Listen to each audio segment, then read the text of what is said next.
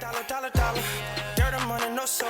Had to go and get it, ain't no time to kick it. Got a stack and flip for my foes. Dollar.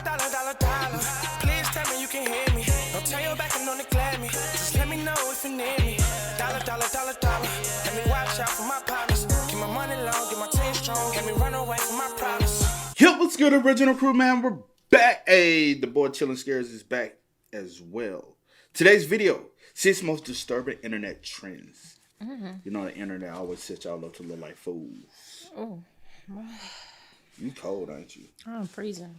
I don't know what you got it on. It's on low. Look. I gotta sneeze too. Go ahead, let it out. She ain't sneezed yet, y'all. See how quick I am with it? Yeah. One of them. Hey, make sure y'all check out the links in the description box. Down below. You already know where to go if you want to first support. You got to do it. Check out down below. Also, if you enjoyed today's video, like it and with a thumbs up. All right, you ready? Mm-hmm. All right, let's get it, y'all. Let's check it out. Let's see what this is about, man. Let's go. Angel of Death Challenge. On June 3rd, 2022, an 18-year-old teen tragically passed away after falling in front of a truck in Tangerang, Indonesia. However, what made this particular incident stand out among the dozens of traffic-related deaths on Indonesian roads every day was that this was not an accident. Instead, this was the result of one of the most disturbing internet trends that was sweeping the country during this time. It had actually started back in 2021, but exploded in popularity in mid-2022. The trend was called the Blackout Challenge, or the Angel of Death Challenge in English. It involved TikTokers, mainly teenagers, playing a game with oncoming traffic, particularly loaded trucks. Their goal was to run out onto a busy street in front of a truck, hope it stops before hitting them without flinching, and post the video of the stunt online. But completing this dangerous challenge successfully was a lot harder than many of its unfortunate participants realized. Most of them jumped onto the road as the truck got extremely close, giving the driver virtually no time to notice them and apply the brakes. But even when drivers had enough time to see the kids performing these stunts, they still couldn't slow down in time to prevent tragedy. Trucks usually carry heavy cargo, and that weight doesn't stop on a dime. The heavier the load, the longer the braking distance, sometimes stretching dozens of meters even after the brakes are fully pressed. So by the time the drivers reacted, it was already too late. Not to mention the fact that this trend was also putting the truck drivers at risk, both physically and psychologically. For one of these cases, involving a 14-year-old participating in this challenge, the driver fled the scene, likely out of fear of facing criminal charges. If he had instead stopped and cooperated, the footage the teenager's friends captured for TikTok would have proven his innocence. But by running away, he turned himself into a hit-and-run suspect, potentially jeopardizing his job and even his freedom depending on the charges he received. Following the incident in Tangerang, Indonesian police acted quickly to prevent further tragedies. They managed to stop 14 more kids from attempting the same dangerous stunt that very day and continued to monitor the city over the upcoming months. However, the attempts in Tangerang, Indonesia were only a small part of the global trend that cost several lives and left many others with life-altering injuries over the next year. Thankfully, TikTok eventually stepped in and removed all content related to the Angel of Death Challenge. And since social media validation was the main reason participants took part in this dangerous trend, the platform's ban caused it to gradually fade into obscurity. Wow. Good. That is so crazy. Good. Because, I mean, y'all got to realize, these people, if unfortunately it turns tragic, they got to live with that in their mind. They don't know y'all doing it for a trend or whatever. I can't believe, especially a kid. Yeah. You know how detrimental that is on someone? Yeah. Because unfortunately, I do know someone who's driving a truck and they did unfortunately hit someone. And the person did it on purpose. They ran out on the interstate in front of them on purpose. And the person didn't have enough time. But the person still deals with it. They still replay it in their mind. They feel like the person come visit them. And it's, bro, that someone's psyche up. It's not like, oh, I was careless and I did it. Someone purposely ran out in front of me. Yeah. All for what? Likes and views? Likes and views? You ain't even making money. Like, it ain't worth it. Mm-mm. And then the little money TikTok does pay out, is it really worth it? Hell no. chill, bro. Happy slapping. On the 21st of January 2005, the Tez magazine in the UK reported on a new trend spreading rapidly across the country, something they referred to as happy slapping. Contrary to its name, however, the trend was anything but happy. In essence, it involved people, often young adults or teenagers, going up to a random person, slapping them, recording their shocked reaction. You remember they did that shit here at one point? Yes, it was a thing here. Years ago, people would just walk up to people, either smack them or hit them. I can't remember. But I do know even like when we was kids and stuff, people used to walk up to random people and try to knock them out, like a knockout challenge. And it was, mostly they did it well. Unfortunately, I never participated in nothing like that, but a lot of people used to do it like on homeless people or what we quote unquote call junkies. Yeah. And just they're minding their business, they just walk up and hit them and try to knock them out. It's just... Yeah. Why? So dumb. But, yeah, what? I thought we were way over and beyond. That's this year. I thought he said 2005. I swear I said... Oh, it is 2005. My bad. I looked at... I thought it said 25. But, okay, this could have been around the same time then. Yeah. Because we was kids. Yeah. So, yeah. Adults or teenagers going up to a random person, slapping them, recording their shocked reaction, and then sharing that video with others. Personal camcorders and phones with cameras were becoming a lot more accessible during this time, allowing the attackers to record their crime and share it as something funny. These happy slapping videos were shared all over the internet for the whole world to see. As for how this trend initially started, some reports from the time linked them to violent TV shows like Jackass and Dirty Sanchez. A big difference between these shows and the happy slapping videos, however, was that everyone on TV consented to enduring the pain on camera. The people filming happy slapping videos, on the other hand, usually targeted complete strangers and bystanders for what they perceived as social clout.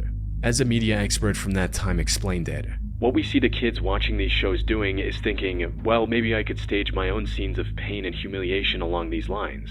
Then with happy slapping, people are drawn in as random victims rather than the kind of voluntary performances we get in the shows that are being copied. I think happy slapping has become a shortcut in the eyes of the slappers to fame and notoriety among the people who see the images circulated on the web or sent to them via their mobile phones. You never seen people do this though? Because I swear, Well, like, you said something even about in high school, my bad. Yeah.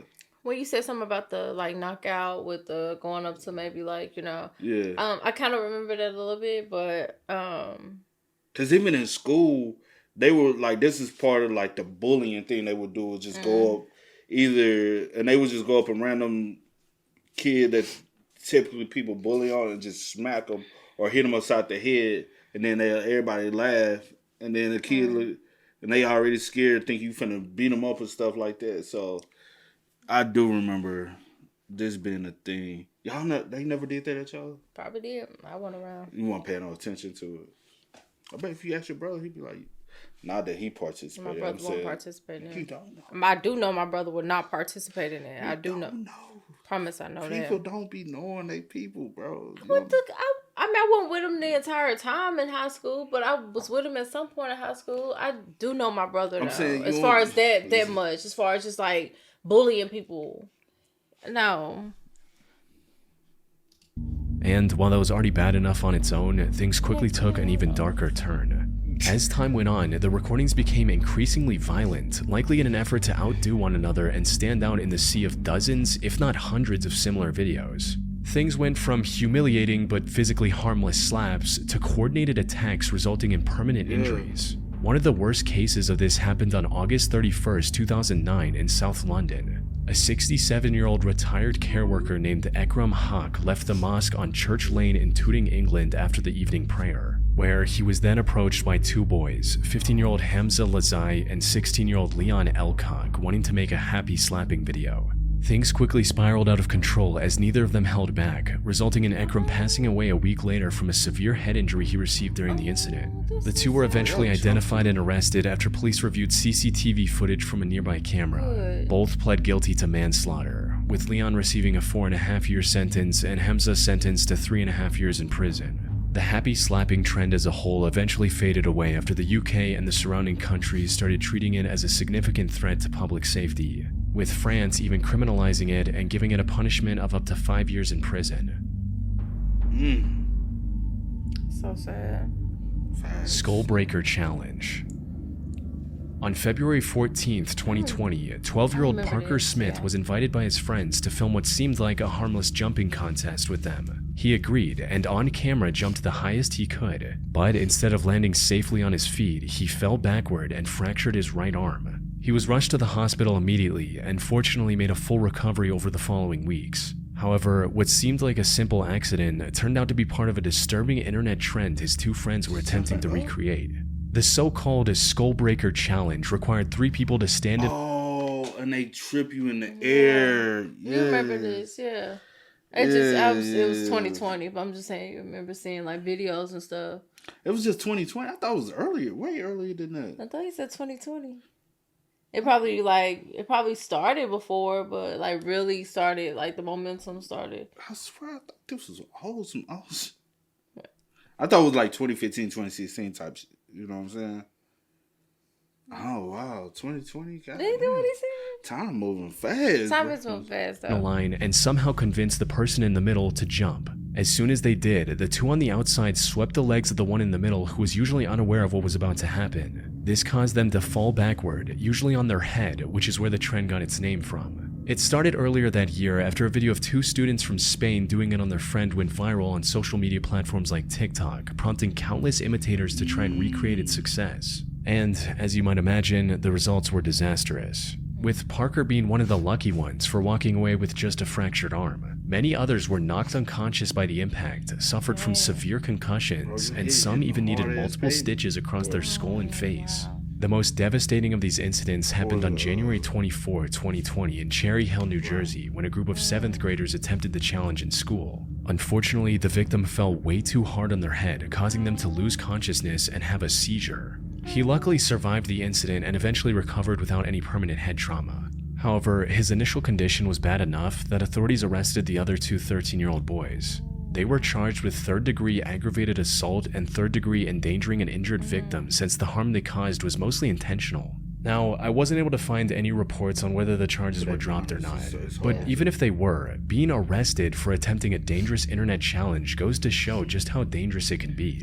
TikTok also stepped in and banned all videos of this challenge on their platform. Unfortunately, once something is on the internet, it never truly goes away. As evident from 2 girls finding videos of the Skullbreaker Challenge, attempting it on one of their classmates, injuring them, and getting charged for it in November 2022, more than 2.5 years after the original fad ended. Fortunately, there haven't been many reports of kids getting injured because of this challenge ever since. Kia Challenge. Near the end of 2020 and throughout 2021, authorities in Milwaukee, Wisconsin noticed a significant increase in car theft. What made this even stranger was the fact that the majority of these stolen vehicles were either from Kia or Hyundai, with theft of these particular cars doubling or even tripling in some areas compared to previous years. However, before investigators could determine the cause of this surge, the situation spiraled beyond their control in ways they could have never expected. Put simply, stealing Kia and Hyundai cars became an internet trend called the Kia Challenge. It began on July 12, 2022, when a video captioned "Kia Boys" went viral for demonstrating just how easy it was to steal Kia and Hyundai cars manufactured between 2011 and 2021. All a thief needed was a screwdriver and any regular USB cable, since the connector just so happened to be the perfect size and shape to jumpstart the vehicle. This was a major hardware-level security flaw in dozens of car models, and there was no permanent way to fix the problem either. Now, the original Kia Boys video was eventually taken down by TikTok, but the information was already out there and it already sparked the Kia Challenge. Teenagers across the US started breaking into Kias and Hyundais and posting their stunts on social media to participate in the challenge. While the stolen cars caused a massive financial burden for hundreds of innocent residents, the real danger of the Kia Challenge came from what many of the thieves did once they had taken control of the vehicles. Since many of them had no intention of actually profiting off the stolen cars and were only doing it for the internet, they began taking the cars for reckless joyrides around town, putting their lives and the lives of everyone else on the road in extreme danger. One of these joyrides led to a police chase, which eventually ended with the out-of-control car slamming into the concrete barrier and the teenagers who stole the car trying to flee on foot. The most disturbing Girl with him. Yeah. into the concrete barrier and the teenagers who stole the car Y'all are so dumb. Very much so. trying to flee on foot.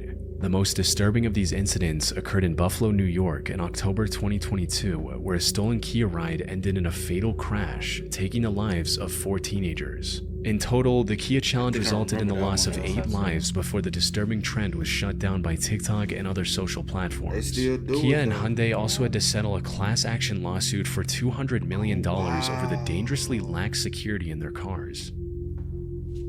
Oh, good. And insurance companies start coming left and right. We're not covering that. Yeah. Hey, it's hard. Like, especially back where we're from, it's hard for people to get insurance now. If you decide to get a Kia, a Hyundai, and some Infinities and Nissans, because those are the main high theft vehicles back home, and people get a new car, they be like, we don't want to cover those. Yep. Because 9 times out of 10, your car gonna get stolen. They like, sucks though. And if you already had insurance back that way, your insurance went up. It's like, oh, why? It's because the area you stay in. Facts. That sucks. Car surfing. Car surfing, or riding on the outside of a car, as That shit is the dumbest shit ever, bro. I just honestly, I don't understand a lot of stuff. I'm like, This is the 'Cause dumbest shit I've and ever any of the seen. others, but this and no. What's happened to Ghost Ride the Whip? Ghost Ride. And you just stand out and let it Ghost Ride the Whip. And then And even that in itself was Yeah. dangerous. if it were a surfboard, has existed as a trend long before modern social media was even a thing. It started gaining popularity in the early 1990s, compelling teenagers and young adults to speed down the highway while precariously balancing themselves on top. Today, most modern cars don't have much to hang on to on the outside to improve aerodynamics, which makes this already high-risk activity even more deadly. It only takes one small slip for even the most daring car surfer to fall into the road. Something that's evident from a 2008 CDC report, which revealed that 58 people lost their lives while engaging in car surfing, and 41 others were severely injured since 1990. Unfortunately, the rise of social media and the desire to go viral with outrageous stunts have only driven that number higher ever since. Most recently, in May 2023, a 16-year-old boy tragically lost his life while car surfing out the back window of a car when the vehicle lost control and rolled over. He would have almost certainly kept his life if he were in his seat with a seatbelt. Sadly, the car surfing trend is just as alive today as it was 3 decades ago, and shows no signs of fading away anytime soon. bro, you can't be that damn dumb, though. Man, life is so precious. I'm not about to risk nothing. Because it literally just takes a second Facts. for something like... So detrimental to happen. Yep. Like, literally, a hard break, you go flying. One wrong, you Yeah, gone. you gone. Like, That's- why? Like, what's some... I've never, like, did anything, like, dangerous. Like, as far as something trendy. Like, we had trendy things, you know what I'm saying? Like, but not like... Yeah. It had a lot of things going on. I mean, it hasn't just... Different stuff I been think going on. I just the never most thing, participated. like, that will hurt someone that I participated, like, dumb slap. Somebody say something dumb, you smack them back in the neck.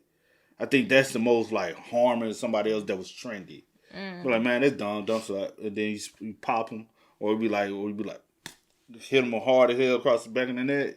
Yeah, I mean, yeah, That's the most, like, trendy. because I do, yeah, because people did used to do that a lot, like And he in smacked the in hell high out of school folks' and neck. stuff. Just walk up to somebody like that, but it wasn't like on no That was, bullying that was type before stuff. high school. That was when I remember I was like, I'm just telling what my memory can remember. That's it. I'm just talking about my thoughts. That was I like just when I was in the I fifth, can't- sixth grade, we was dumb I slapping can't on even the go back playground. that far to even remember all that. I'm just. Yeah. But anyway, but yeah. But I'd never do some shit like that, though. That don't even make sense. Blackout Challenge. The Blackout Challenge has existed long before social media. The goal in this challenge is to achieve a brief high that comes from cutting off oxygen to the brain by intentionally suffocating. Yes. I remember this. Yes. Bro, I'm finna, like, we done experienced so much in life, bro. Like, some of the craziest you would ever, like, from people when they're sniffing certain things. Like, you know how not too long ago, everybody was on the whippets. Oh, guys do the whippets. Man, I remember people used to spray paint in a bag and sniff paint. Or it's going to sniffing a marker trying to get high off a marker. Like, that's, I don't even know why all them folks said they're probably some junkies now. Or even literally in class, I don't know if y'all know about Smarties. Some people might not know about Smarties. Sniffing, crunching them up and sniffing the darn Smarties. Ain't it Smarties? Yeah, that's what it is.